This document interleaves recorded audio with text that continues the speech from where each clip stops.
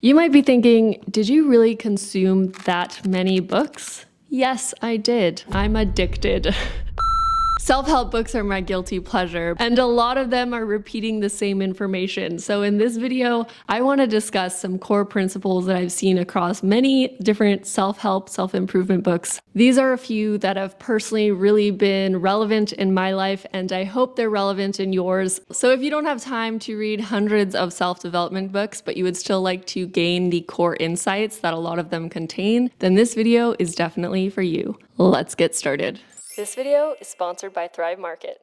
Number 1, energy management over time management. So there's a few layers to this. Firstly, we should be aligning our highly demanding cognitive tasks to our best peak performance moments in our day. Circadian rhythm research shows that we have unique chronotypes, so leaning into those natural patterns of when we work best and when we rest best is really, really helpful to just streamline our energy and our work. I've made a video on circadian rhythms, not just for sleep, but also energy, that I will link down below. Also, the book When really talks about this. But in addition to just scheduling our day in a way that aligns with our natural peaks and troughs of energy, it also means taking a look at how we sleep, how we eat, managing our lifestyle factors so that we are able to perform at our best, even if we don't have extra time. This could also be considered work smarter, not harder, making sure the hours that we are working are well spent at the right time of day. Some practical ways to apply this is to firstly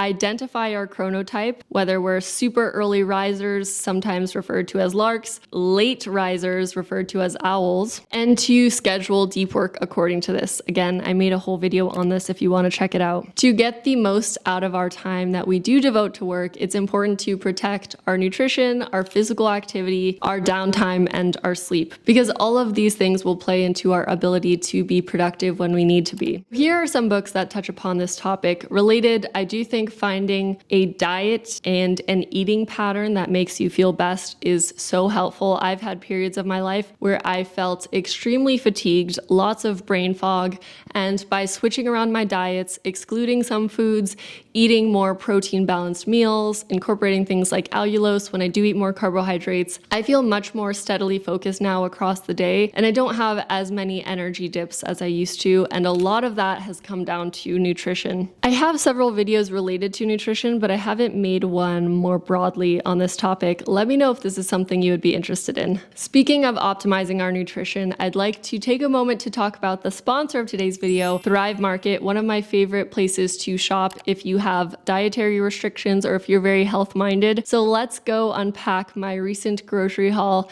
and I'll tell you why I got the things that I got.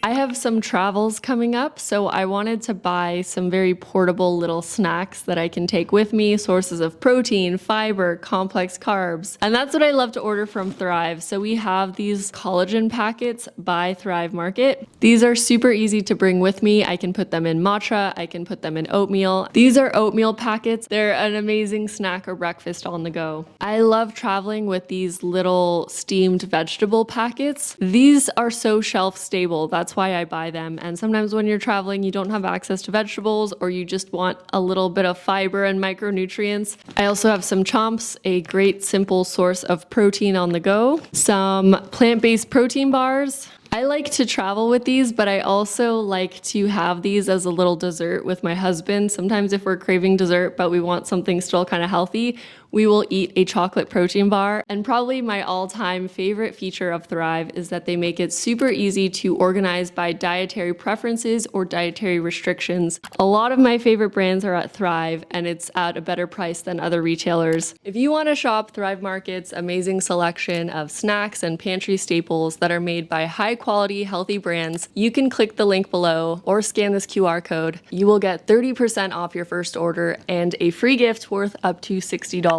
Now let's get back to self-help core principles. Number 2, emotions are data and not directives. I really value emotions, but I like to name them, accept them, and then decide what I'm gonna do with them. I don't unconsciously lead with them. I think Eckhart Tolle is the first person who helped me realize there's a space between our emotions and our thoughts and our actions. This is not about repressing emotions, but just becoming aware of them, deciding what they mean mean and then acting, and not just purely acting out of that emotional state without a little bit of conscious thought. When I was younger, I was very impulsive. I get very excited and I get just this impulsive, compulsive feeling to sometimes do things and make decisions from that place. But as I've gotten older, I think taking a little time, it doesn't have to take away the excitement of an impulse, but it allows me to make long-term better decisions than when I'm purely making decisions from a place of impulse. Labeling our emotions, affect labeling, can reduce the amygdala activity, that primal emotional state, and can boost our cognitive control over that emotional state. So even just taking a moment to name an emotion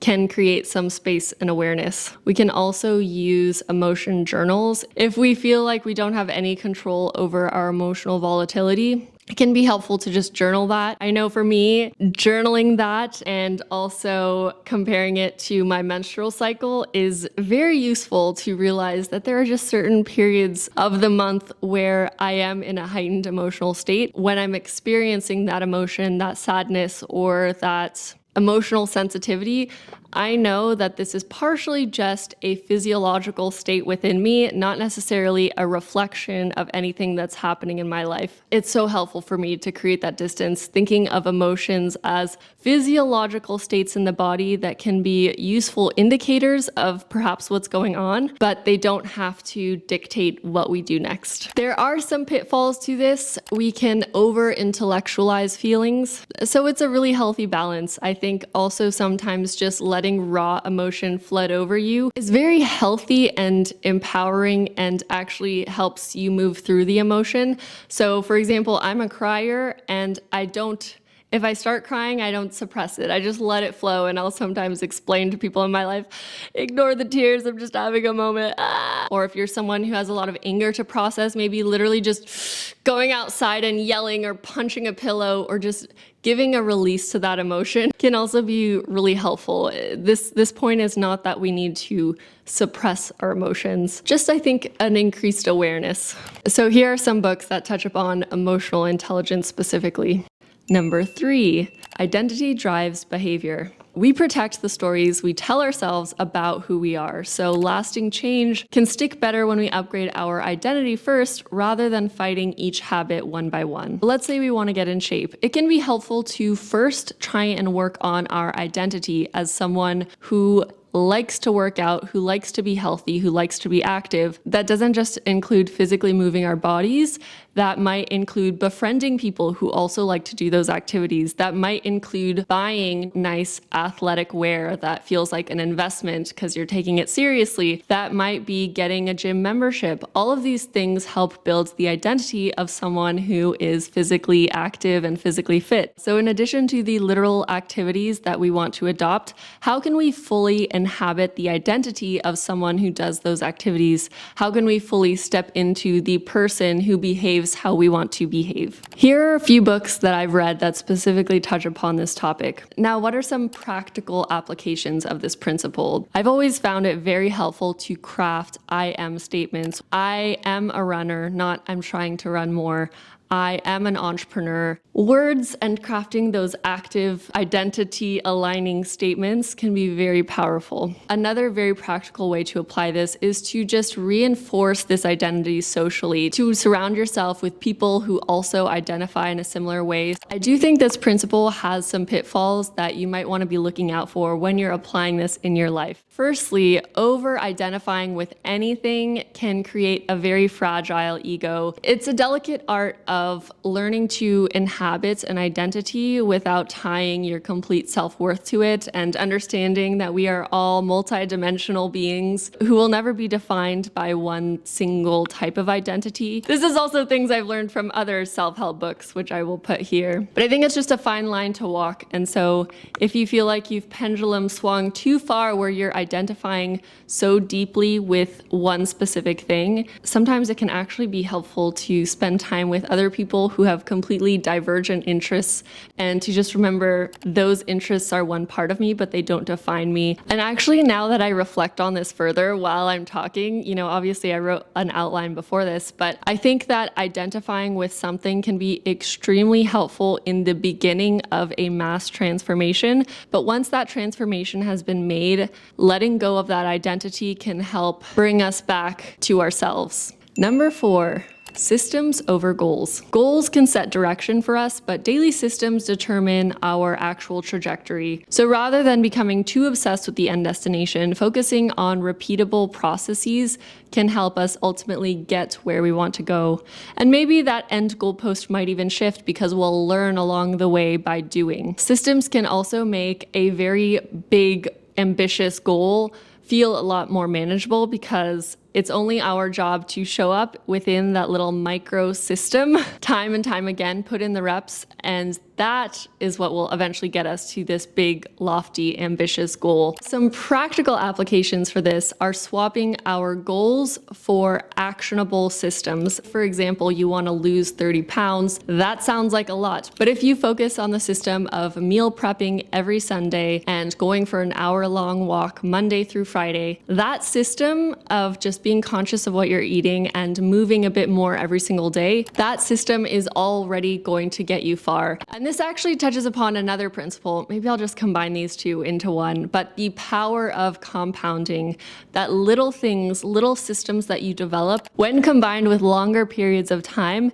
can create drastic change. And that's where you can reach these lofty goals through little systems. This is something I read in so many books. Here are some of the books that discuss this topic. But I think this is so important to underline because what we see in the media is always the top moments of someone achieving a goal. We rarely ever see the micro systems that got them there, the unsexy moments day in and day out that they had to commit to in order to eventually reach that goal. If we just spend a little moment regularly to reflect on how we're doing showing up in those systems, that can keep us in check and on track to eventually reach our very big goals. Some pitfalls to look out for here are that systems can ignore seasonality or life constraints, which means they can eventually break. So it's important to create flexible systems that can operate within life. Life is very unpredictable, so if we can create a little bit more of a flexible system, for example, I walk 1 mile every single morning as part of my morning routine. Sometimes I will do that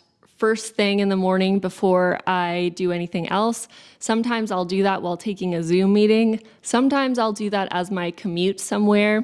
So I know that I want to walk 1 mile every single morning. Where exactly I do that in my morning routine is flexible, but that allows me to show up and do that every single day, even when life throws me something unexpected. And I think another pitfall that I've certainly experienced is just a little bit of fatigue from the routine. So if there are ways to create variety within your system, using my morning walk as an example, maybe walking in different locations, sometimes walking at my treadmill desk, sometimes walking with my sister or my husband, these things keep it spontaneous and fun. I'm someone who definitely appreciates novelty and spontaneity in my life, and I like to bake that into my systems. Number 5, environment is an invisible force. So we have the power to shape our spaces, and these spaces will inevitably end up shaping us day in and day out. Whatever we make easy to do in our environment will be easy and frictionless. Whatever we make harder to do in our environment, it'll be a lot harder for us to show up and do that thing. I think exercise is a great example. I try to keep my exercise things by the door ready to go, so if I want to quickly head out on a walk, my shoes are ready. My yoga mat is by the door as well, if I want to quickly run to the yoga studio. Also, in my recent video on rebounding, because I hadn't rebounded before owning this rebounder, for a while I just kept it out in my living room so that I would have very few reasons not to jump on it every single day. Now that I have a little more experience rebounding, I feel confident leaving it outside, and I will go outside and do rebounding, but until it's a regular habit in my life, I will make it super duper frictionless so that I actually adhere to that activity and I don't have to use a bunch of willpower to make it happen. Actually, now that I think about it, in my early 20s, when I would run every single morning, I would sleep in my running clothes. Granted, they were super comfortable, so it was basically just using running clothes as pajamas, but I would have this nice waffle shirt that I love to run in and some really flexible little shorts, sleep in that, and then when it was time to wake up, I would just spring out of bed, put on my shoes, and run. And there was very little friction because I was literally already dressed. There's so many books that relate to this principle, but I specifically love reading marketing books because marketers are the ultimate masterminds of creating opportunities for people to behave in a certain way. Usually that involves buying a specific product impulsively, but if we kind of retrofit those tactics to our own life to make living healthy impulsive, then it's quite interesting. So I love reading marketing books, and these two books specifically, they're kind of marketing classics, talk a lot about how things that don't even reach our conscious mind, but they're just perceived by our subconscious, can directly influence our behavior. So I like to masterfully engineer my environment, my home, my schedule, so that I am almost manipulated into behaving in my best interest, supporting my health, and living a balanced life. Some practical applications of this principle are just making the healthy things so easy, putting the healthy foods on the counter like a bowl of fruit. I know a lot of people also won't leave candy in their house. I just like to buy, for example, one bar of chocolate at a time. And often, in order to get that bar of chocolate, my husband and I will go for an evening walk to the store and we'll buy a mini chocolate bar. And then we've had a lovely walk and I've had a nice piece of chocolate. So the environmental availability of something can definitely influence our behavior. We can also spend time reflecting on our social environment. Are we surrounded by people who make our desirable habits norms, or are our desirable habits not normal in our social circles? I personally love having friends who love to walk. We're going to go on a hike, we're going to grab a little matcha, and we're going to move our bodies. And that is one way I love to socialize. When the social norms around us are aligned with what we want, it just makes everything so much easier. The opposite of making things easier is making the undesirable things harder. So for example, my phone, I do not like spending a lot of time on short form social media. I feel like it puts me in a state where I can't think as clearly. I don't feel good afterwards.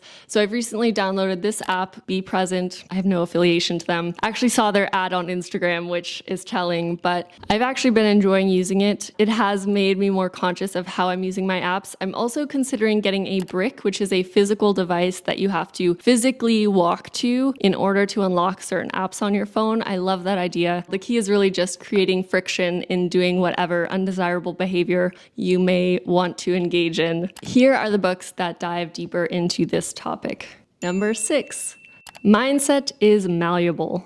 Our skills, intelligence, and even personality can expand with deliberate practice and feedback. So adopting a growth mindset will get us a lot farther than just assuming things are fixed. I'm actually currently, as I speak, reading the book Talent is Overrated, which is all about the importance of deliberate practice. But this is a theme you see across so many books. Outliers by Malcolm Gladwell, Mastery by Robert Greene. These books are specifically focused on developing skills. So whether you want to alter your skills or alter a part of your disposition, it's all malleable and you have the power to tweak it. And I think there are cases to be made for a lot of things being innate, kind of the classic nurture versus nature debate. How much of who we are is just genetically encoded in our cells. But regardless, I think it's a very useful mindset to adopt the idea that you can change, because adopting the idea that you can't change is just not going to get you anywhere. So even if we're not really sure how much of our genetics versus our environment and our choices dictate our life's outcomes,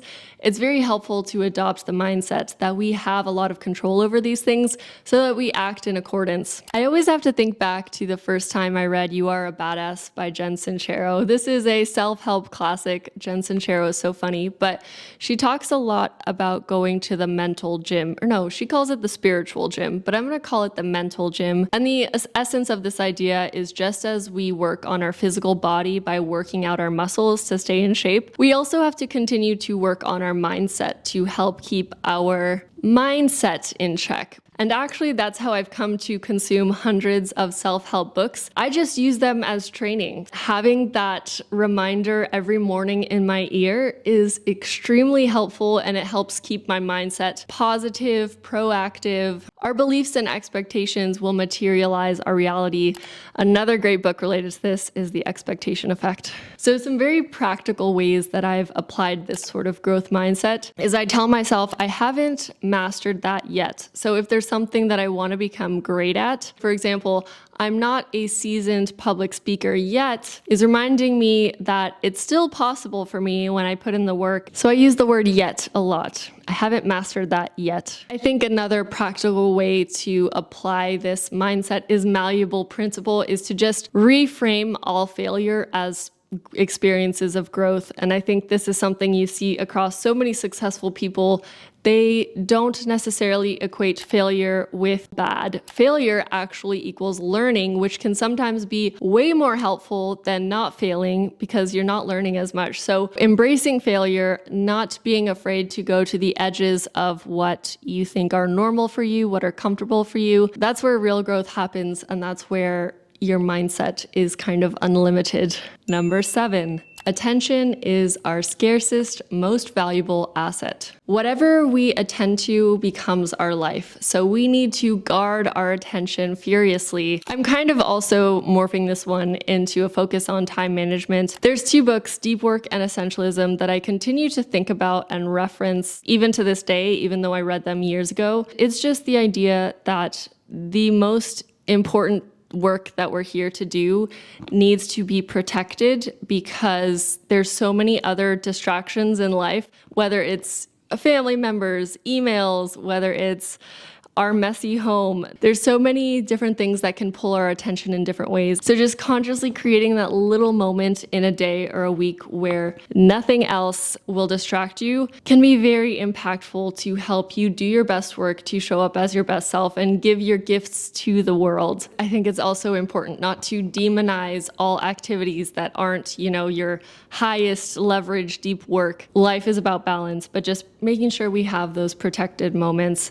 And also a thing I learned in Essentialism is really not being afraid of saying no to things that aren't really serving us. I think, especially with social media, it's so easy to get this feeling, this fear of missing out type feeling that everyone's doing all of these things. You want to be at this event, you want to be on this trip, but actually protecting our time and protecting the attention for the things that actually matter to us will, in the long term, build our dream life, get us to exactly where we want to be, and that contentment is so much greater than kind of a quick dopamine hit from going to a specific event.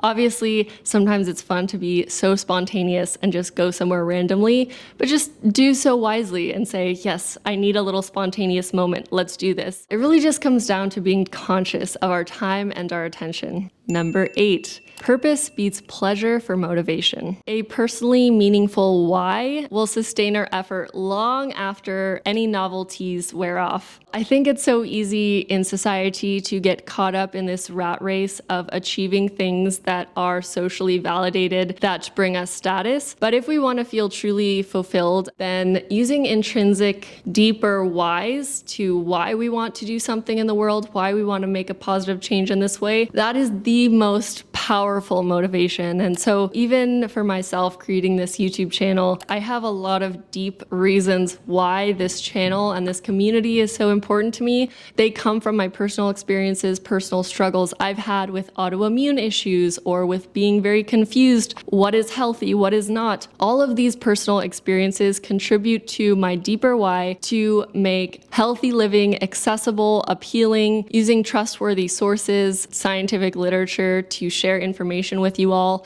but also adding kind of a holistic lifestyle element because there have been periods in my life where I've only ever focused on kind of the objective data, what is healthy.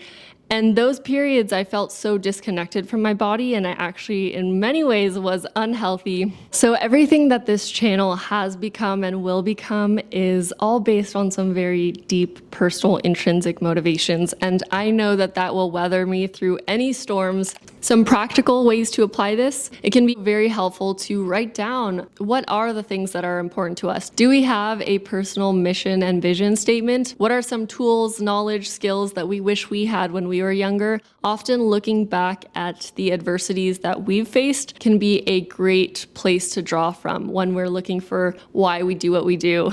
Many of us are just trying to help people avoid the negative experiences that we've had in the past. So reflecting back on your own life, how can you be the mentor you wish you had? And it can also be very powerful to develop ways to connect with those who are benefiting from what you're doing. Sometimes if you feel like you're a small cog in a machine, it can feel like you're so far removed from people who are actually positively impacted by your work. But seeking out that connection can be very motivating.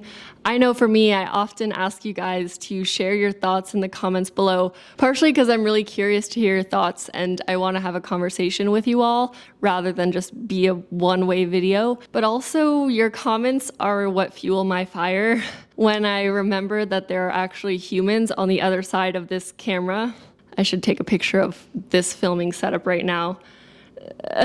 This is what I'm looking at. I'm looking at a camera of myself. And so connecting with you guys is what just continues to fuel my fire. So if there's some way for you to connect to your benefactors or people who are impacted by your work, that might be a really strong source of renewed purpose. Some pitfalls, if we are too rigid with this, we also must remember that our purpose can drift over time. So it can be helpful to continually reflect on what is our bigger purpose. And here are some books that really touch upon this topic.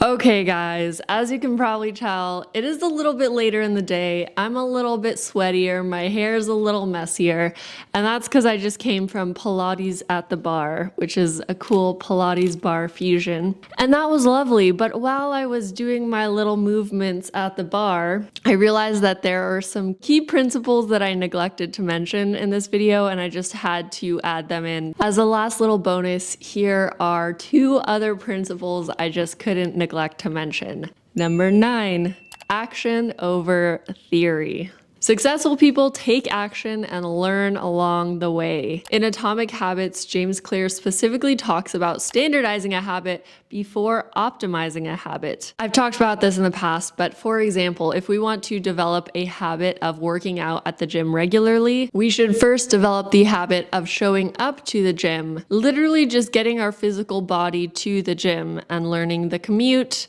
understanding how much time it takes to get there, what you should be wearing. And once you have standardized physically getting your body to the gym, then you can do a 5-minute workout. And then once that feels very consistent and standardized, then you can optimize further. You can do a 10-minute workout, then 15 minutes, and slowly you can refine this habit, but there has to be already something consistent and standardized that you can refine from. So back to the initial point that I made, action over theory. We can spend a lot of time thinking about the ideal way to do something or hypothesizing what the perfect version of a habit looks like, but really it's just about getting started, taking action, even if that action is imperfect, even if that action is a mini version of a future action you plan to take. So all this to say that action will usually get you further than spending time theorizing about something. I also love this classic quote from The Slight Edge by Jeff Olson. The journey starts with a single step, not with thinking about a step. So this is really a theme I see across so many self-improvement books, and I neglected to originally mention it. Action breeds skill, and action breeds confidence. And last but not least, I think a very common theme across all self-development books. Number 10, take complete ownership of your life. People on the success curve live a life of responsibility. They take full responsibility for who they are, where they are in life, and obviously there are circumstances in life that we cannot control, but we can always control our reaction and our subsequent behavior to that unexpected circumstance. So what I have noticed across so many self-help classics is that taking complete ownership of your life is just a much more empowered place to be, and it allows you to also relentlessly take action towards the things that you want, rather than spending time dwelling on what could have been or placing the onus or the blame on something else. In psychology, this is called an internal locus of control versus having an external locus of control, meaning that the control of your life is outside of you. So an internal locus of control correlates with better health, income, and relationship outcomes. Some practical applications of this are to just continually ask ourselves, what role am I playing in this situation? What's my contribution to this situation? If something bad keeps happening to me, am I doing anything to perpetuate this? Am I putting myself in a situation that allows this to happen to me? I think not being afraid to ask those questions is extremely powerful and will get you where you want to go in the long run. I think one pitfall is that you might feel like you have the weight of the world on your shoulders. Owning everything in your life doesn't mean doing everything alone. So things like asking for help and reaching out to people, those are things that you have control over that can help lessen the burden of life. I think within this internal locus of control, still being able to ask others for help and reach out is a perfect example of how you can take ownership of your own life and use that autonomy wisely. All right, now I'm really done. I just wanted to get those two off my chest. Thank you to Pilates class for getting my brain juices going. Now let's go back to old, less sweaty Robin to close out this video. So these are some core principles that I found when reviewing all the books I've read over the past several years, but there are so many more. I don't want this video to go on and on. If you guys like this video, I can make a part 2, but I would also love to know what are some core insights and takeaways that you have gained from reading books. It doesn't even have to be nonfiction books. I know you can learn so much about life from fictional stories as well, so please share your life wisdoms that you have learned from books with us down below. I love engaging with you guys in the comments. Thank you guys so much for watching, and I look forward to seeing you next time.